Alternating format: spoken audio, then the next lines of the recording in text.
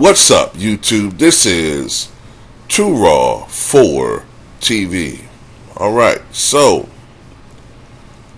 Draymond Green. One of the things that Draymond Green gets criticized for nowadays is his lovey-dovey relationship with LeBron James. It just appears that whenever they play against each other now, you see a more subdued Mr. Rogers-like Draymond Green whenever they're playing against LeBron and the Lakers. It's not the same Draymond Green that we saw back in 2016. It's a totally different dude when he's playing against LeBron James, right? I mean, he acts like a fanboy. He acts all giddy, running up to him on the sidelines, chatting. You know, you've seen how his teammates react to it. They look nauseated. They look downright fucking disgusted by his antics. So, he spoke on this on Paul George's podcast, Podcast P. I'll put a link to this article in the pinned comment in the comment section below. He says, well, I think, number one, when you step on the court, there is no friends. Here's what I will say. As I've gotten older in my career, I don't just go out on the court with the I hate you mindset. And I used to go out with the I hate you mindset to everybody and not be able to separate the two. He added, as far as us being as tight as we are, like, that's my big brother, love him to death, and I ain't changing that. The only thing changing is that our relationship continues to grow. Draymond Green is aware of how fans mistake his friendship with his rivals like LeBron James. He clarified that he knows how to stop it from affecting his performance on the court. What I'm here to tell people is you probably shouldn't concern yourself with that because there's nothing you can do about it and it doesn't affect your life. Even if I go out and lose this game, it don't affect your life unless you decide to put money on it, and that's your issue. And even if I go win this game, it doesn't really affect your life. So you probably shouldn't invest your time in wondering about our relationship. But like, there is a respect and a love that's there that no basketball is going to change.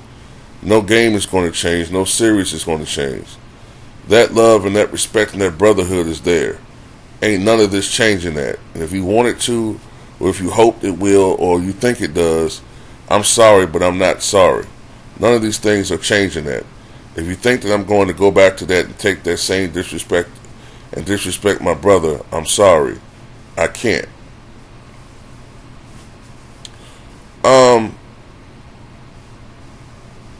Nobody wants you to go out and disrespect LeBron James if that's your friend. That's not what people are saying. That's not what people are criticizing. It's the fact that you go out there on company time and be all lovey-dovey with this motherfucker on the court. That's unprofessional. I'm sorry, it is. When somebody's team is shooting free throws and you run to the other end of the court to talk to LeBron, like, yeah, there's something wrong there.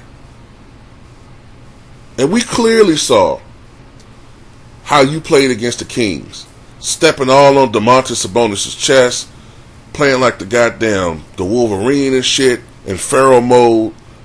But then when you play against LeBron, it's a totally different vibe. Totally different vibe. Helping motherfuckers up, you know, when they can't get up and shit. Helping AD up so he can go and block some shots on the defensive end. And, you know, not showing the same energy. You know, not being as aggressive defensively. We saw what time it is, man. Usually, Draymond like to take on the challenge of guarding the other team's perceived best player, right? I maybe I'm wrong, but in that series, did Draymond guard LeBron one time? I can't remember. I don't think so. Maybe I'm wrong, and I just have false memories, but I don't remember him doing that.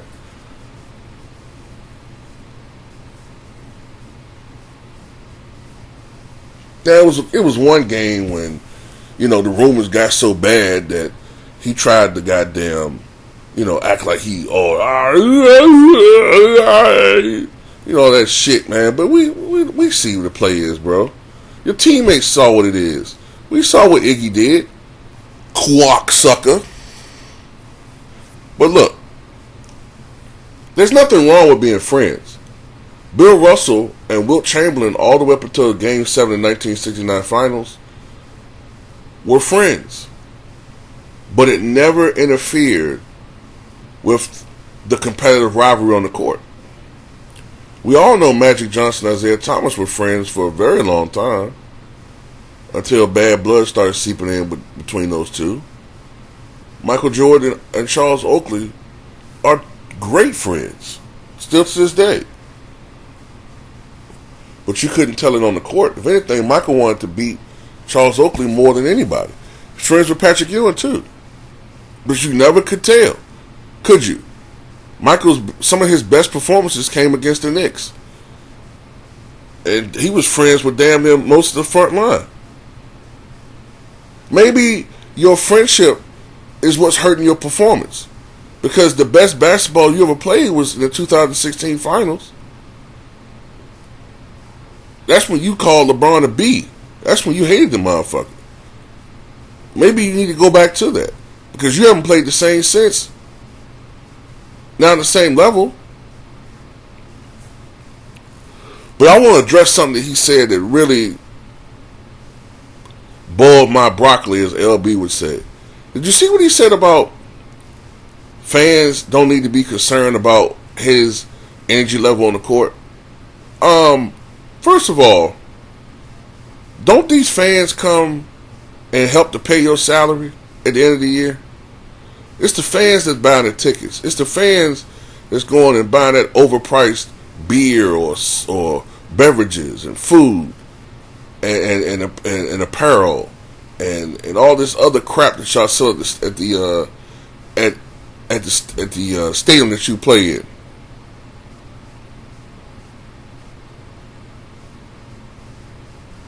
$20,000 people, more or less, every game come to watch this team play. 82 times a year. They're the ones that are largely paying your salary. So yeah, they got a right to want to see a competitive, great game. How dare you sit there and tell them that ain't none of their business? No, it ain't their business that you are friends with somebody, but it is their goddamn business to want to see a competitive game. This is the elitism of these players. And you wonder why I don't worship these dudes. They be spitting in people's faces and they don't even fucking knowing it. He telling you shut up and don't complain, but come to the game. To hell with you, man.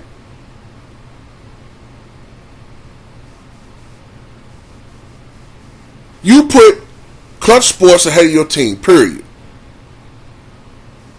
That's what it is. Clutch comes before everything.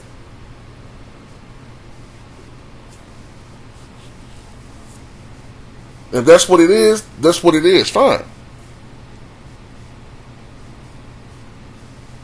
But that's why I don't like comparing these guys to players of the past, man. They're all buddy-buddy. They're all kumbaya. You know what I'm saying? They look at themselves as elite, better than any of these players before. They look down on the fans. They try to hold their tongue and not say it, but they do. And that's why I don't hold these players in high regard. And Draymond Green ain't no Hall of Famer to me. Maybe it's the people that count, I guess, the voters. But I won't say his name. The year that I'm going to tell you something. If I'm still around, and he gets inducted, you won't see a video from me acknowledging it. I acknowledge everybody else except for him. WWE Hall of Famer.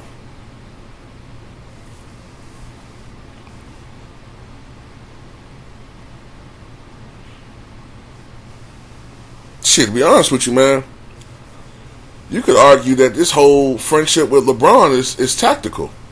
It's strategic. He became friends with the one dude on the Warriors that he realized was like begging for his affection, begging for his approval. And he knew if he neutralized the beast, then you're kind of taking out a lot of the sting of the Warriors. Draymond's the guy that runs the offense. If you become friends with this guy, you kind of take a little sting out of the Warriors' bite. So, be honest with you, man, you know, you can look at it like that. But I just chose not to go that route. But you could say it, you could argue it.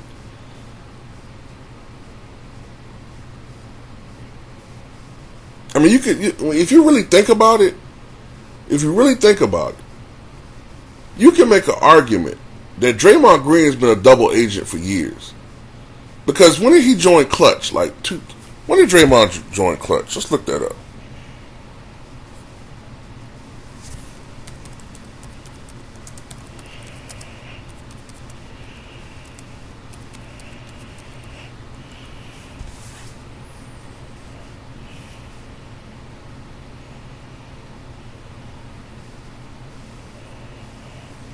$2019, right?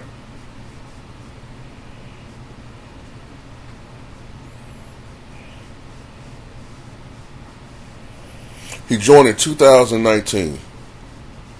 When was it that Draymond started beefing with KD to get out of town? 2019. He may have actually signed with him before that, but that's when he confirmed that he was with Clutch Sports, early 2019. And that's around the time that Draymond started getting into it with KD. I'm just putting this out there.